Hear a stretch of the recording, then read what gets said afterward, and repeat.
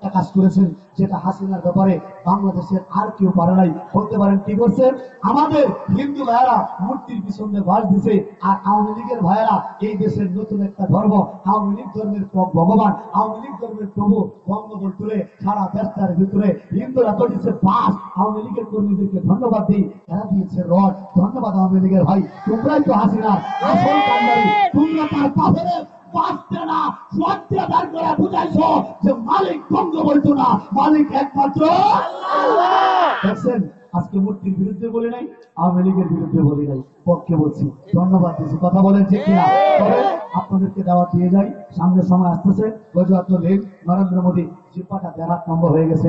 আমরা যে কোনো মুহূর্তে ইনশাআল্লাহ ভারতবর্ষ আক্রমণ করবো, গজওয়াত হিন্দে অংশগ্রহণ করবো। যার কাছে ভয় পাবেন না, ভয় পাবেন না।